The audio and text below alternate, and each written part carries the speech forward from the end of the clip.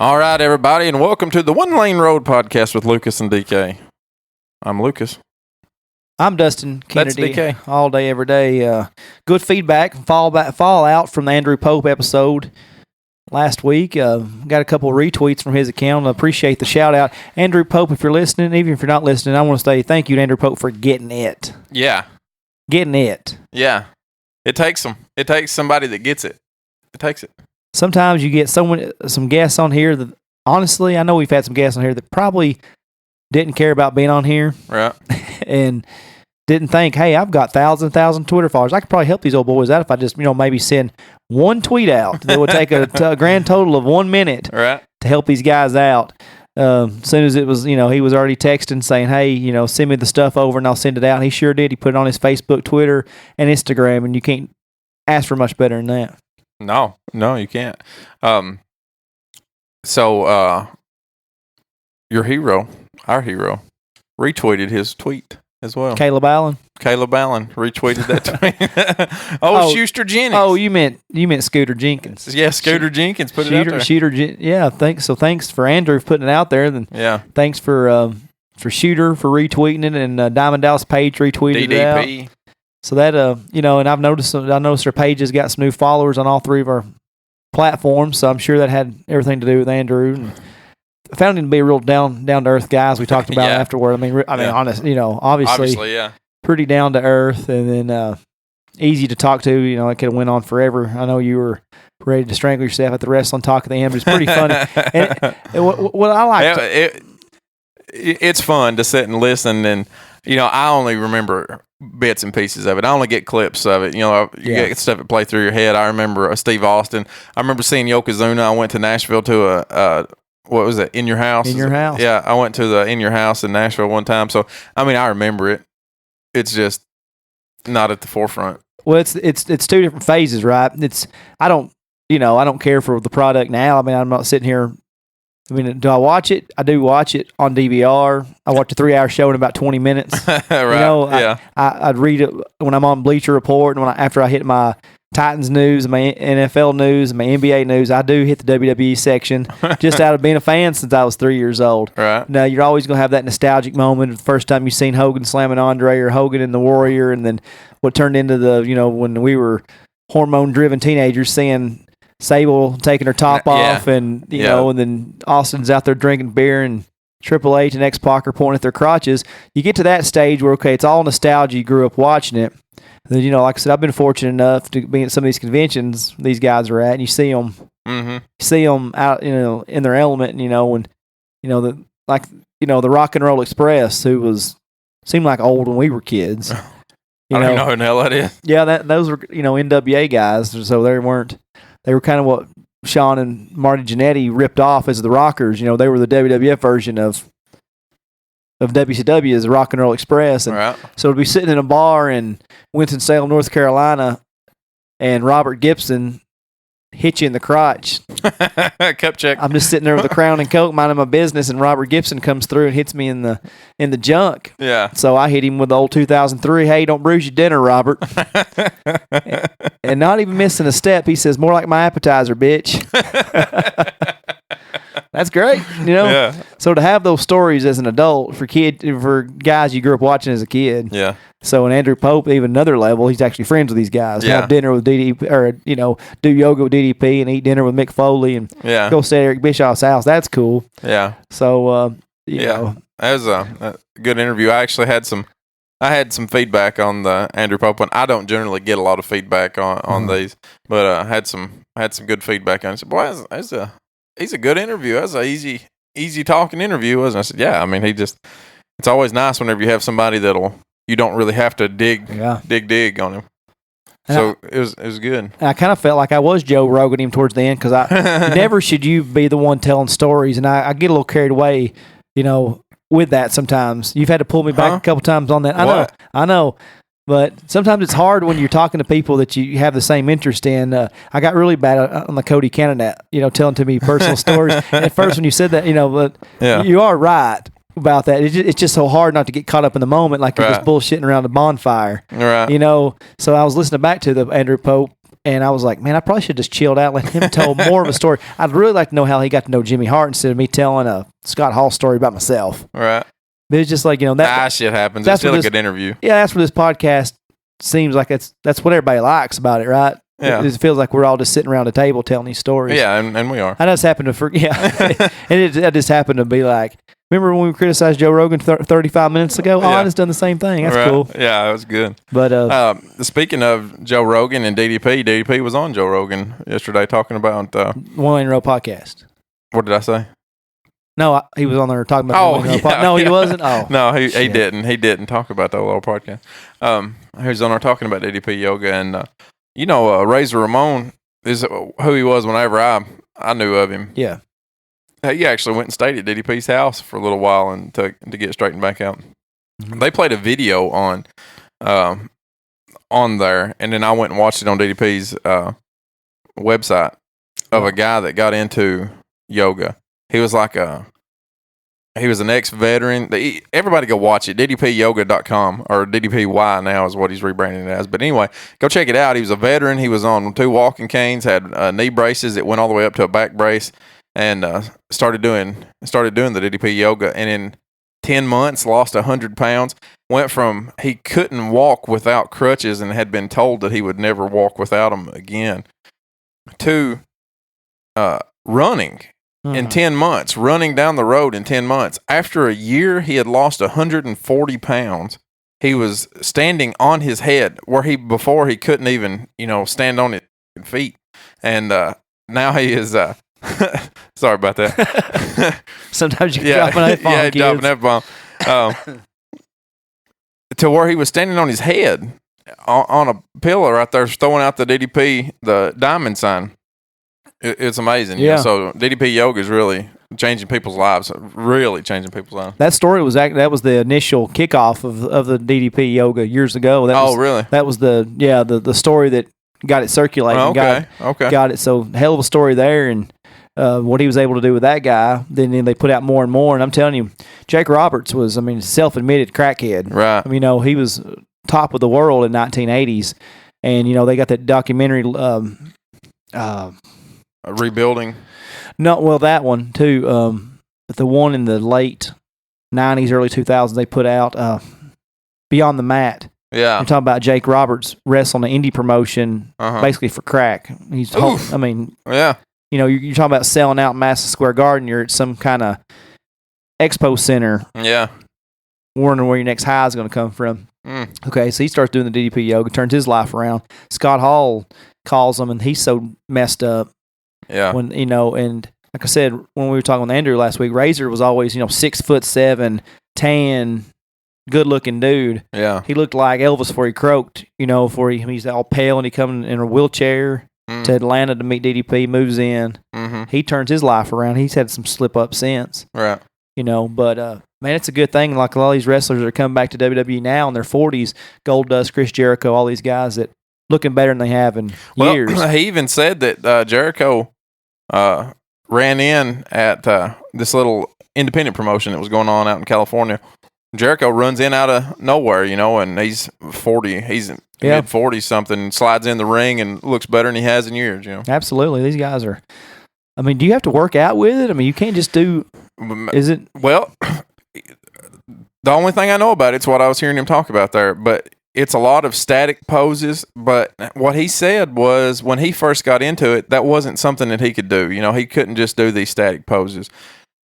Well, he couldn't do them at all at that point, but after he got flexible, it wasn't, he'd been lifting weights for years, he wanted to do something else. So he actually started putting in some calisthenics and other stuff like that, which is got a lot of science behind it, what he's added in there. So time under tension, something that he was talking about. That's something that I've talked about a lot whenever I've been working out with new people. Is it's not about sometimes it's about how fast you can lift the weights, if you're trying to become explosive, but a lot of times it's about how long that you're lifting that weight, your time under tension. So that's why you do curls. Like if you're standing with curls, you keep your elbows back behind your body so that whenever you get the weight down to the bottom, you're not letting it completely go. Your muscles are still under tension.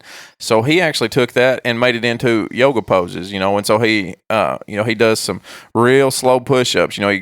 He does it now counts of 10, but he started out with doing counts of 3, taking 3 seconds to lower yourself into a push-up, hold it for 3 seconds, and then race for 3 seconds. So there's a lot of other stuff in that DDP yoga, and he also is talking about he offers some some weight, meal plans and stuff too. Yeah, I've seen that on this. I've looked into it, and I think the prices went down a little bit from what it was. Yeah, it's pretty high initially. Yeah, it was some 130. I seen one thing it was $130 something to get, but he's got a bunch of different levels to it as well. So would you suggest that, or like something like P90X and Insanity for people? Well, me personally, I think get moving. I don't give a damn what you do. If you're comfortable at home doing stuff, those Insanity and P90X DVDs are going to whip your ass. They do whip your ass. And I tell you another one. If for the women that are out there that don't want to follow a guy that's doing that stuff or think that's too much, Beachbody. There's another one out there called Beachbody that's fantastic. Same guy. I believe Shaun that. T.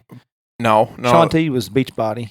Isn't he? The guy that does Insanity, he's Beachbody also, isn't he? I don't think so. What the Insanity DVDs always say Beachbody. I've done Insanity about 2 or 3 weeks worth. I've never completed the 60 days. Right. Do you know he's gay? Who? Shaun T. I can see that. I mean,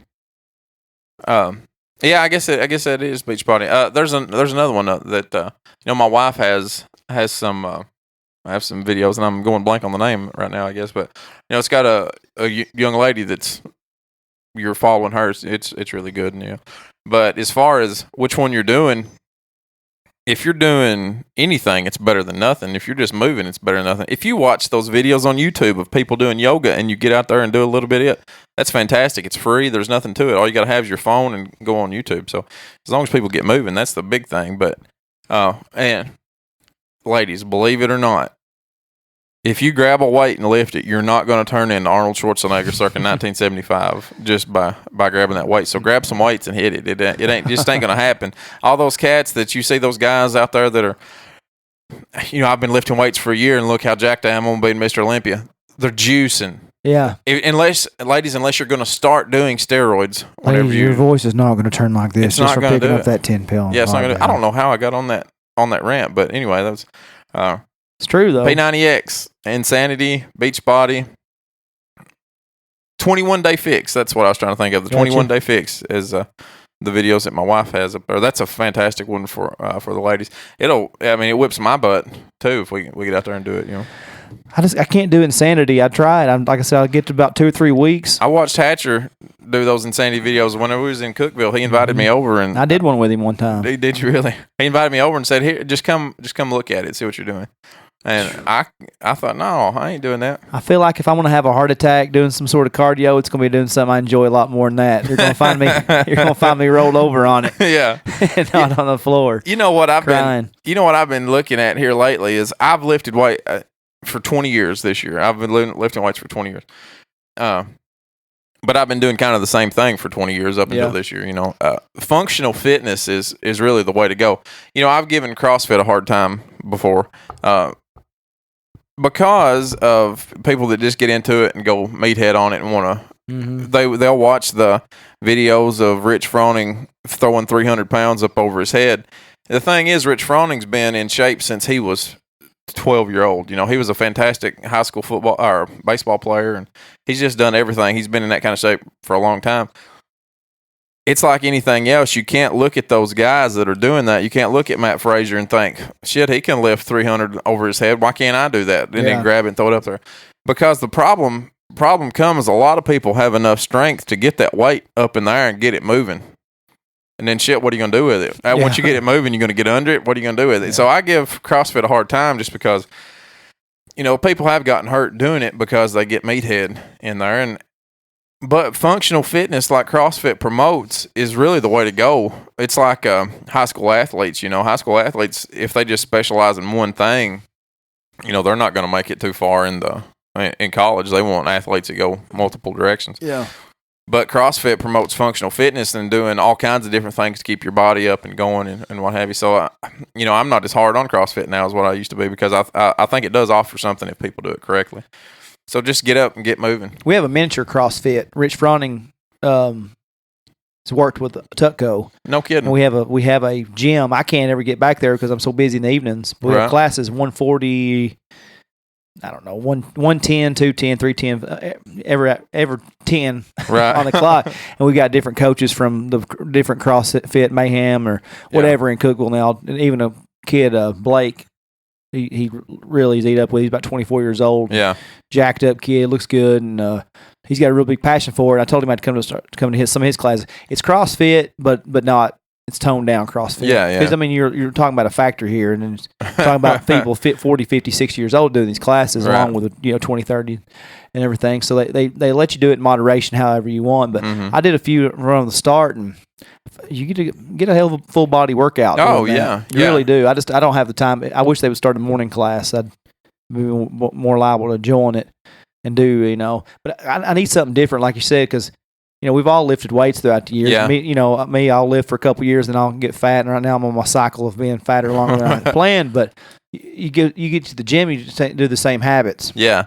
Well, you go in Monday, you're going to do bench press, right? Every time, every damn some bitch does chest on Mondays. International Chest Day is Monday, right? You're going to go in Tuesday. You're going to half-ass through some legs. You're going to pretend like you did them. You're going to go home with some big swole-up calves, and your quads are still going to be small. And then Wednesday you're going to go in. You're going to do back. Thursday you're going to do shoulders, and then Friday we're busting them arms up, son. Baby. Well, yeah, we're going to walk out and bust out that shirt, but. You know what the problem is that doesn't get your body completely engaged. Mm-hmm. You've engaged every muscle part of your body, but it doesn't work together like that. You've isolated every muscle to the point where it didn't work like your body was supposed to work. It's not a normal situation for you to lay down on a bench and try to press something. Yeah, can you lay down and figure out how to bench press real heavy? You sure can. But if you was in real life scenario, you wouldn't just be laying down under something and trying to press it up. You'd be using the rest of your body trying to get it under and try to lift it. So, that's where that other stuff comes in really well. You know what I don't get about different, and to each of their own. Yeah. It's because I'm not a big workout guy like a lot. I don't know if you've done it. I'm not just big into this powerlifting where I get a little annoyed by seeing guys that get 25 guys around a bench and then put a massive amount of weight on it. That they're going to do once. And they're going to do once and get up and screaming about it. That's not, I don't get it. Right. I don't see yourself, you're hyping yourself up like, B-Rabbit in an 8 Mile trying to rap on the stage. You're sitting there hyping yourself up, talking to yourself, circling the bench or circling the bar, and you give it one big lift and get in there, son. I mean, hey, to each his own, man. I just don't get it. Well, again, like I said, I've been doing this for 20 years. I've been through every phase. So you have done hell that. Yeah, I've done it. Lay under 350, and I mean, if you've never benched 350 before, I guarantee you I had. You're going to walk around for a minute. You're going to get yourself psyched up because that shit might hurt. It might blow out an elbow going down, And so you get over there and you press it, and it's something that you've been working on, you've been thinking about. You've done 275 for your 5, and I'm shit. Next week I might hit 350. And I get that. The chart that I looked at says I can do it. So shit, I'm gonna try it. Yeah. And then you get it, and you're so pumped up. But bench press is just not a good exercise. Yeah, it's not effective for anything. It's not. You tighten your chest up. That's about it. And it doesn't do a good job of that. Bench press really doesn't. I mean, the only thing bench press it'll gets you really good at. Yeah. No, not really. I mean, the only thing bench press really gets you good at is bench pressing. Says the guy's got man boobs. Me, not you. I giggled. If you're wanting to really build a big chest, I mean, you need to be doing dumbbells. Yeah. And that's just a lot better exercise for it. Now I want to clarify that. I get why the guys that do the powerlifting. Yeah, because you're trying to hit that mark, your personal record, and all that. I get PR, right? I get that. I just don't. I don't. Yeah, right. Oh, I don't. It's not for me. If I was, whatever. I'd rather look. I go more for the. I say I go for it as I'm fatter than I've ever been. I'm just saying, like, I think a cut look looks better than the swollen bullfrog look. The D-ball face look. The thing that really gets me about it is you don't have to be big Like, you don't have to lift a lot of weight to look really, really good Oh, yeah. if you can get cut. You know, and abs, I mean, go out there and do every crunch you want to. I mean, go out there and do leg raises, go out there and do planks, everything you want to do. Build that core up. Build that core up. Everything you want to do. You ain't going to see a damn ab unless you clean up your kitchen. It just ain't going to happen. It's just that's all it is. It gets harder as you get older. Oh, sure. Yeah. It comes off slower and slower. Just wanted to give a couple of before we get too far carried away. First off, I like you getting in your element. I know you have to hear of a lot of bullshit on here you don't care nothing about. Yeah, right. So that was pretty nice to let you unload and get some Lucas knowledge on this show. That was fun. I'll do that all day long. There is some guys always talking about. They hit me up saying they want to come on and talk. And I said, you better know your stuff. You want to come on here and talk with Lucas. I mean, talk it all day long. I am open to learning new things. You know. But so if you've got something that I don't know about, but hey, I'm gonna question the shit out of you about it. People like to hear their name on the show. It's no different if we were listeners. And so Lucas Hickman is co-host. I just sometimes I like it. Just want to mention a couple of guys that have kind of messaged me in the last few weeks that they enjoyed our show, and it's always good to have new listeners. Yeah, we always say every time it's a new time for somebody. So Brandon Howell, good guy from Gainesboro there, he hit me up and said, when's the next podcast, or liking the podcast, and when's the next one? And Sunday. You should see it on Sunday. Yeah, so every week, look in your inbox later in the evening, Sunday, get you ready for the work week. Yep. Like Stone Cold Take us said, to work with you Monday morning. Just a little bit like Stone Cold, we're doing one for the working man, kid. Worst Stone Cold impression ever there. But, we like to have you up and ready. We record every Wednesday, of course, but we've decided we want to be a little bit more of a pretty strict standard format here, and we like to have them out on Sunday for you to go to work on Monday. Whenever we were putting them out, just for everybody to know, whenever we were trying to do them on Wednesday and put them out on Wednesday, what would wind up happening is we would go long, and then we'd get I would get behind, and then I'd not get them out, and then something would happen Thursday and something would happen Friday. But I almost always had them out by Sunday. So let's put them out on Sunday, because then I know when we can be consistent, and I know I can get them out by Sunday because the family goes off to church, and then I've got time to get them cleaned up and put them out. Right.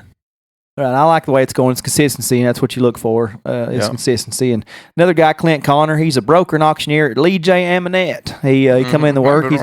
He's also the One Lane Road Podcast. You didn't understand what he was going to do fast when he was See, we One Lane Road Podcast.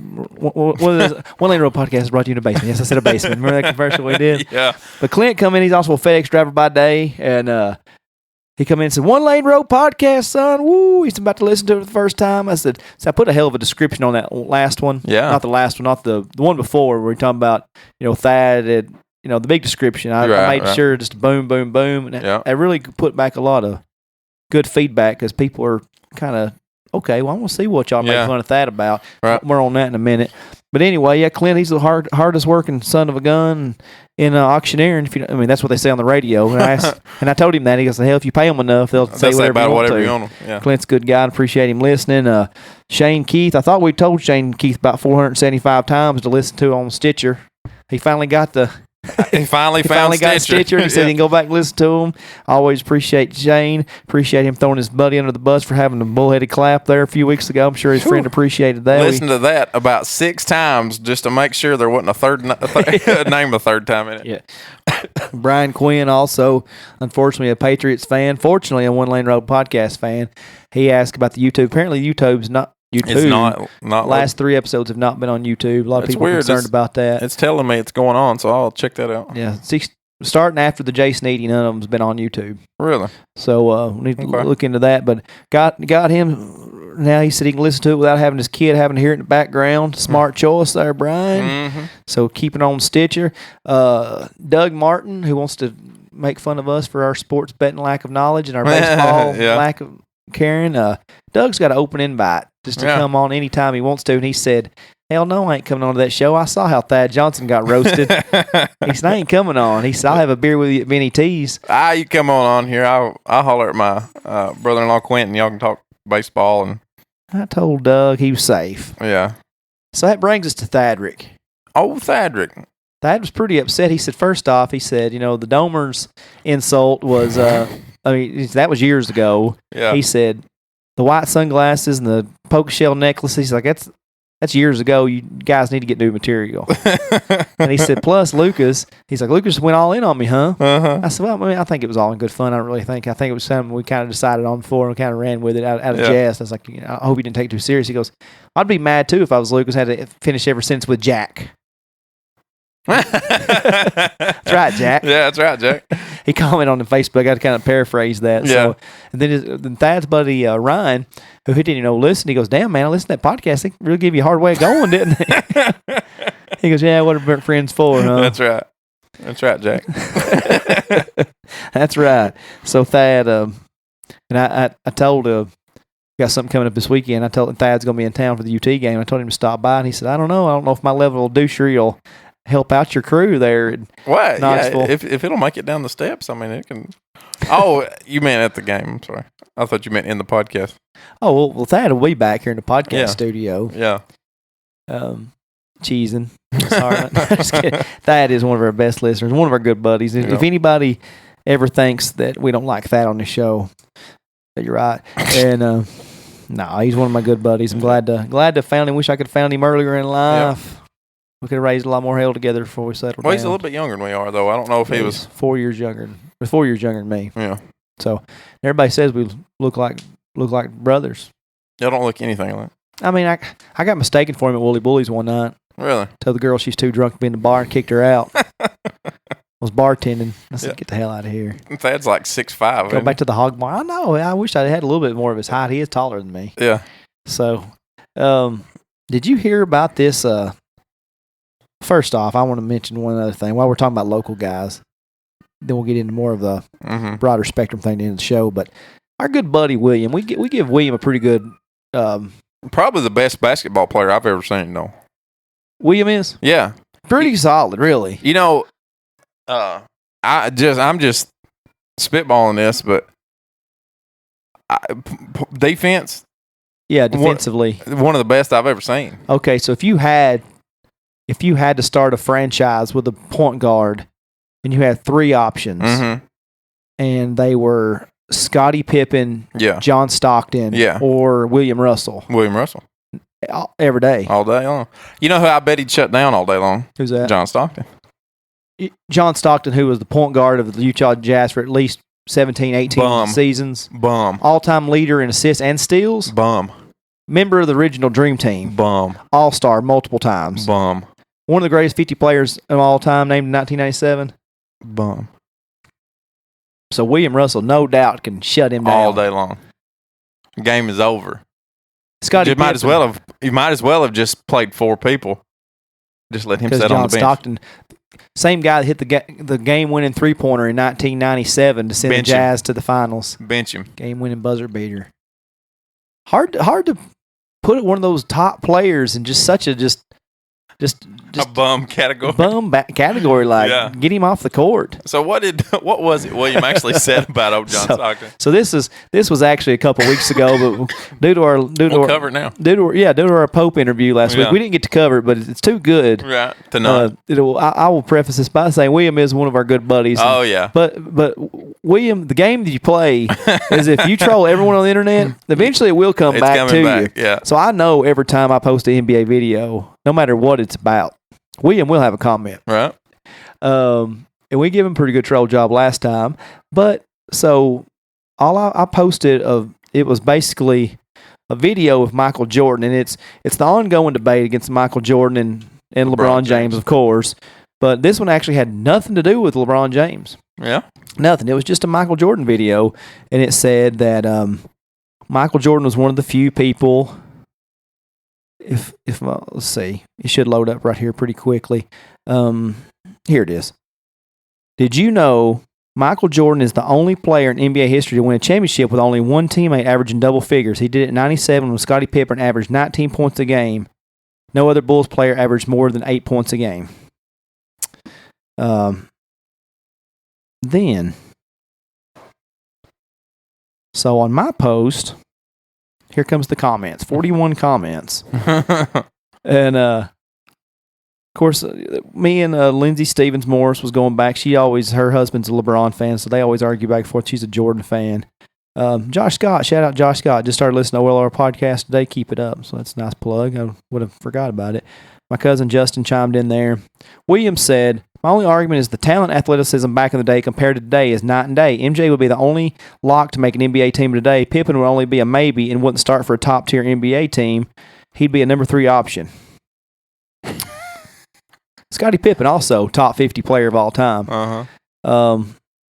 Basically, I just said, Pippen, Rodman, Horace Grant would all make rosters, no problem. Horace nephew's in the league, and he's nowhere near as complete a player as Horace was. Ron Harper, pre-knee injury, also very good. He said, difference in making a roster and having an impact. I said, I don't think Pippen gets the credit he deserves. One of the first ever point forwards who could slash and shoot threes and also a lockdown defender. I didn't like him, but he was talented. I said, I'll agree on the athletic difference today versus 20 years ago. I said, he said, again, he was a lockdown defender on guys like John Stockton. Here we go with the John Stockton. I could have guarded him and kept his points in check. He'd be a tier 2 defender today. They'd all be as irrelevant as the triangle offense and Phil Jackson as a coach in today's league. I said, well, Scottie Pippen was a small forward, so I doubt he guarded Stockton any if all.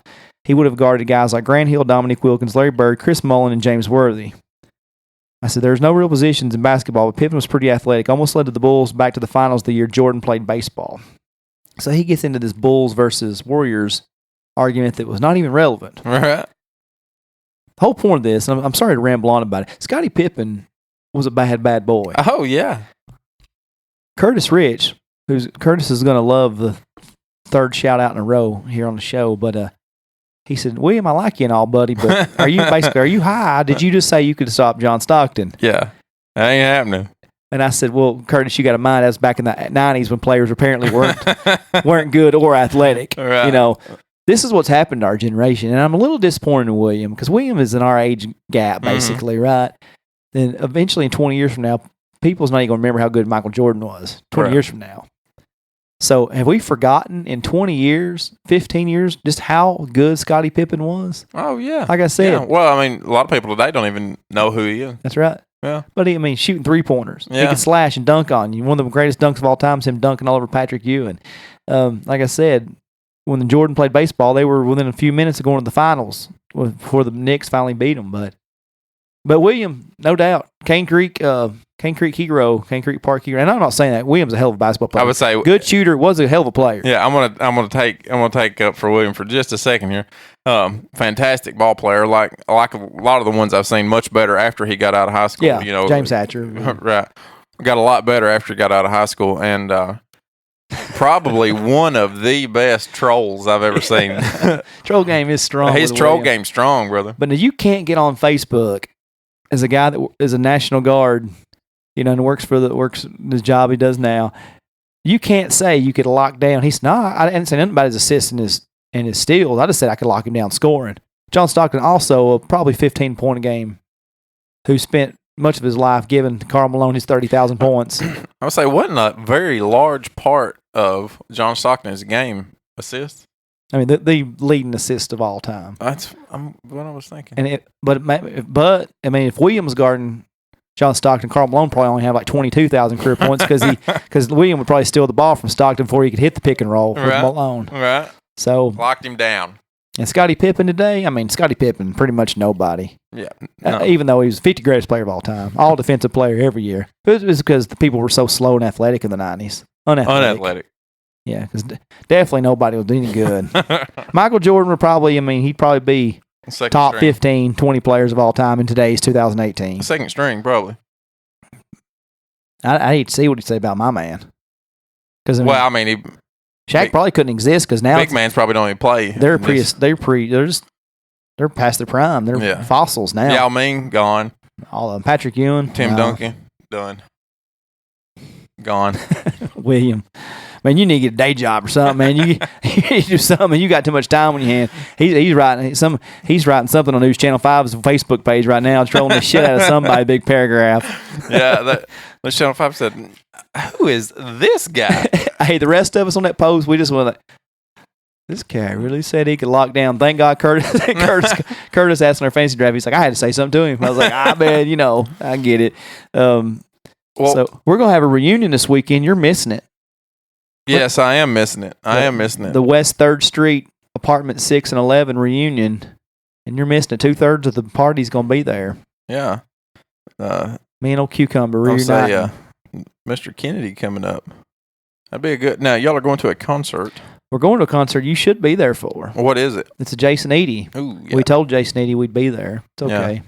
Yeah, you told him you'd be there. I'm glad I can make it. I've got a busy September, so. That'd be a good trip. Had previous engagement. I understand. I'm going fresh off of football announcing, heading I-40 East. Riding up the road. Speaking of football announcing, I want to congratulate everybody. This is going to be I'm not going to congratulate everybody. I'm going to congratulate you and tell everybody. This is going to be a short podcast today. We're just about done here. We're about to wrap up. Reason being is we brought back Sports Talk with DK. Unexpectedly, too. Unexpectedly. Brought back Sports Talk with DK. We had a interview planned for tonight. Jim White. And hopefully you guys have already listened to that. It'll be out. That'll be out prior to this. So if anybody is wondering what happened there, that wasn't accidental. That was on purpose. So what we're going to do is we're going to bring back Sports Talk with DK because everybody really likes the sports talk here and there, and it was just such a good interview. While I was sitting there listening to it, I take a back seat on most of these interviews, and while I was sitting there listening to it, I thought, man, this may not fit with some of our other stuff here. This is a pretty good interview going on here, so I hated to kind of ruin it with just jibber jabber. So I thought we've talked about it. We've talked about it before. I thought, why not? Yeah. Why not? Let's do it. So we're going to put that out there as a standalone podcast. That'll be out prior to this one. So if, like I said, if anybody's wondering what happened there, that's what that is. And we're going to do that a little bit and see how it fits. See what happens there, and we may spawn that over into a. Like to do 2 separate shows because one of the things we've struggled with is finding the consistency of what this show is. Right. And we've always said music, sports, fitness. It's a variety show, but sometimes when you get a good interview on music, you hate to put everything else around it. Or if you get too much sports. So yeah, we'll see what you guys like because I know a lot of people say, "Well, I like listening to your stuff, but you need to be talking sports more." And we really haven't touched any sports. No, not at all. Of course, July and August pretty well sucks for sports anyway. But football season coming around, NBA. If you guys liked it, and of course Jim White was gracious enough to come on. So if you guys like that, just give us some feedback, and I'll run that stuff off of personal accounts and keep on doing this stuff for the podcast. But doesn't mean we're slowing down. No. If anybody, that shouldn't be. DDP had a shirt on that said "Ego kills talent." That was something that I had in mind whenever I was thinking about that. So I'm not going to let my ego get in the way of you having a successful show that you really like to talk about. So, why not bring it up and let's see if we can't do it there. And I don't want it the other way. I didn't want the thought of my ego to kill you even asking me about it. So, I was. It's laughable that between our 2 personalities, your ego is the one you're worried about. Yeah, it's the only one I've got control over. So that's just what I was thinking there. So it's it was just something I was thinking, man, this was too good of an interview to pass up this opportunity. So that's what it was for that. So, and narrowing down OLR a little bit, so, OLR takes a lot of turns and stuff, but it's all over the place. It's all over the place. So we may start narrowing it down a little bit and try to keep it more that,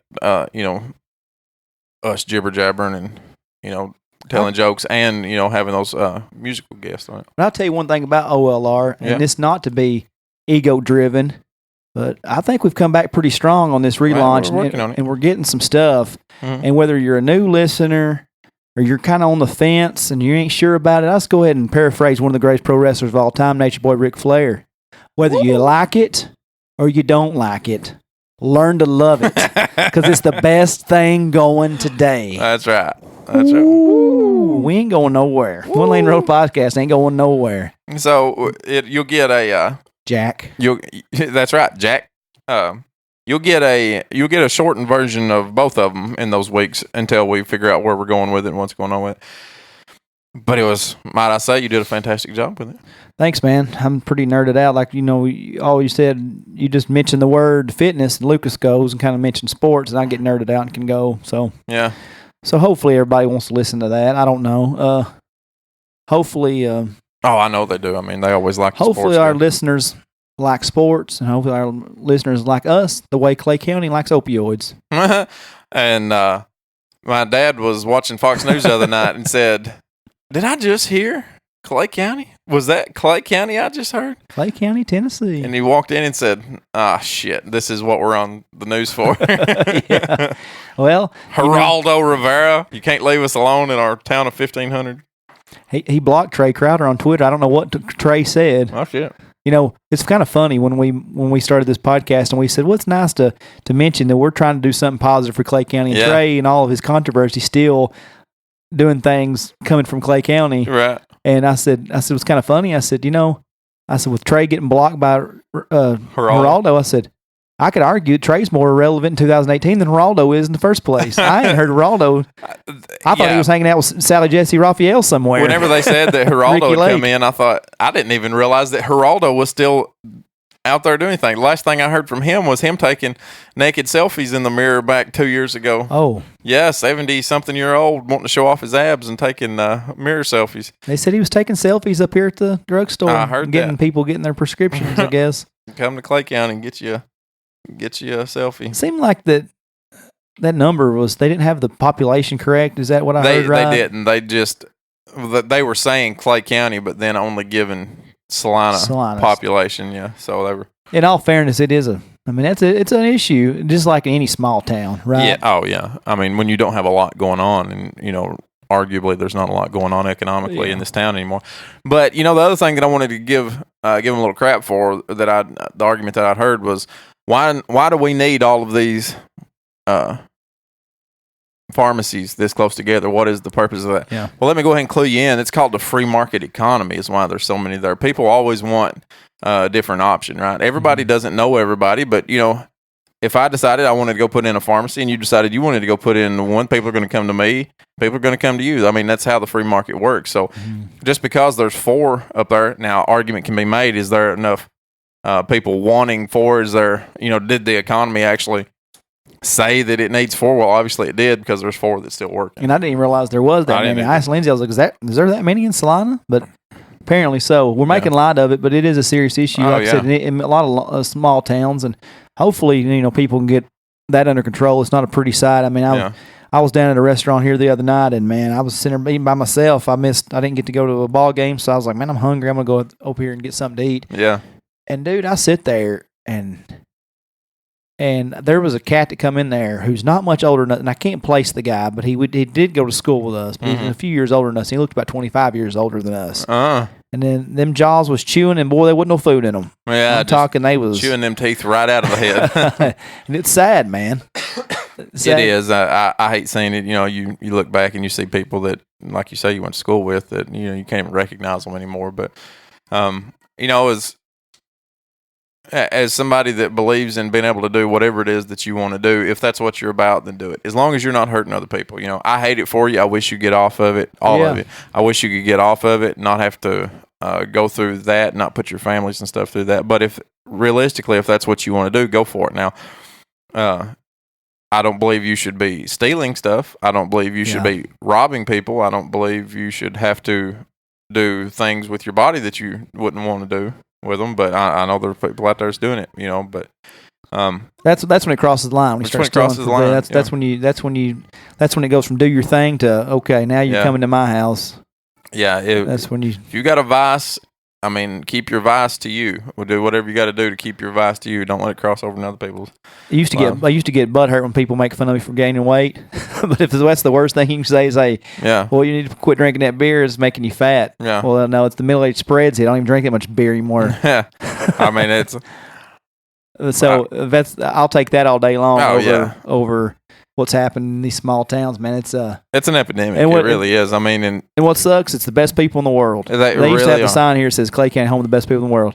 So a lot of these cats, if they're wearing a shirt, because a lot of times no shoes, no shirt don't apply to these restaurants around here. But if they're wearing a shirt, they'll give it right off your back. It's just when you go to these towns and there's nothing happening, like you say, there's not much economy. Good people do dumb shit. Yeah, when it's those options. And unfortunately, it's not always their fault that it happened. They get led into some situation because of some injury that's happened. They get And no one's this- perfect. Yeah, nobody's perfect. And I'm this not stuff, saying I ain't done stupid things in my life. and but, they get a prescription. Hey, the doctor's not going to give me something that's bad, but hey, yeah, sometimes they do. You know, they're giving you synthetic heroin. So yeah. But Geraldo, though. Geraldo, where'd you come from, Jack? I mean, you crawl out of a rock. You're trying to remake a career in Clay County. It ain't gonna happen. It ain't going to happen. People's going to forget about that 2 months from now. Yeah.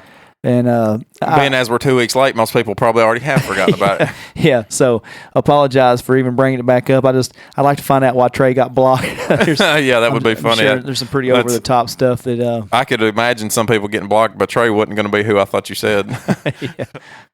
So anyway, well, I'm gonna have to cut it there. I'm gonna cut the show. I'm done. Yeah, Yeah. I'll not bring up Anything. anything. Let's just not bring up anything else. We'll get stuck on it. And I've got a little boy crying upstairs, and I got to go. Sure enough. Hey, good job tonight. We appreciate Good job everybody to listening. We'll see you next week.